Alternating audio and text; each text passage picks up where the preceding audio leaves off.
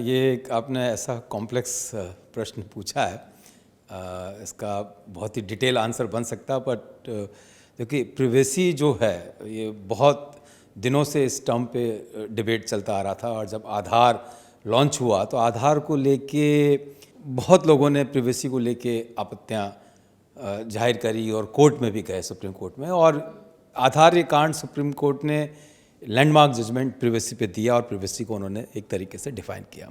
तो privacy of course one has to respect. अपने even day to day parlance में भी we have to respect the privacy of each and every one.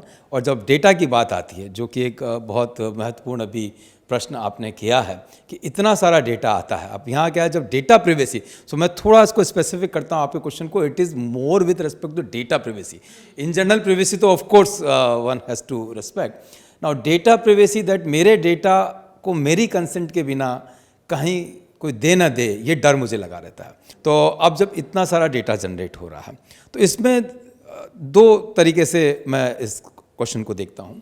एक तो कि खुद इंडिविजुअल लेवल पे भी आदमी को थोड़ा सतर्क रहना पड़ेगा कि वो डेटा कहाँ किसको कैसे दे रहा है। तो जो आजकल साइबर सिक्योरिटी को लेके, प्रिवेसी को लेके बहुत सारी एजुकेशंस तो ये सब हो रही है, जो और आने वाली जो जनरेशन है वो तो वैसे ही टेक सेवी है, तो उनको बहुत सतर्क रहना पड़ेगा इस एस्पेक्ट में।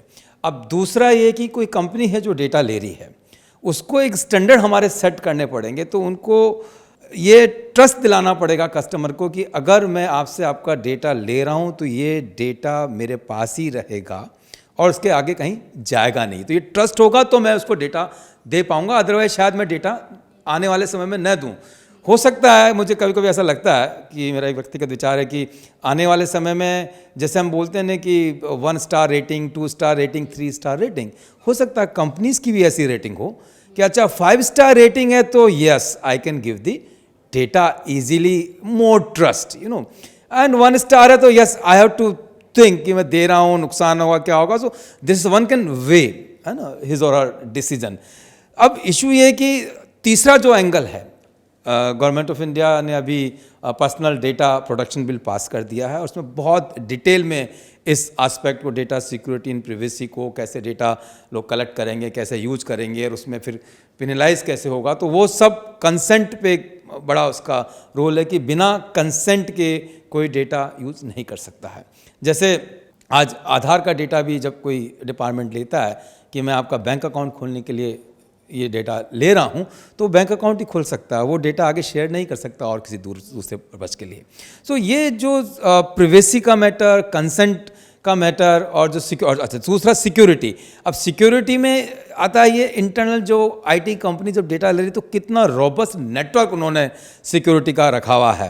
हो सकता है वो सब रखा है लेकिन कल को डेटा हैक हो गया तो, जैसे मैं आधार के बारे में बोल सकता हूँ कि इतना रोबस्ट सिस्टम है, अभी तक कोई भी इंस्टेंस डेटा हमारे यहाँ से कभी लीक हुआ नहीं आधार के यहाँ से, क्योंकि एक बहुत robust security system right from the beginning implement किया गया। ऐसे जितना भी फाइनेंशियल सेक्टर है जहाँ पे, तो ये सभी कंपनियाँ काफ़ी पैसा आजकल इंफॉर्मेशन सिक्योरिटी में, डेटा सिक्योरिटी में, प्रोटेक्शन में लगाती हैं।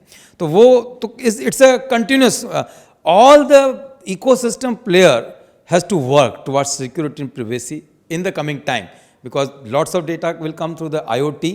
See, अभी आपने जवान पिक्चर अभी रिसेंटली देखी होगी, शुरुआती सीन में ही वो ट्रेन एकदम से इधर से उधर ट्रैक छोड़ देती है, सब automated, someone has hacked the system, you know. See, so अब कल को आपका हर चीज़ IoT में चल रहा है, AC चल रहे हैं, गाड़ी चल रही है, पता लगा गाड़ी को पहुंचना था X डेस्टिनेशन में, आप पहुंच गई Y डेस्टिनेशन पे।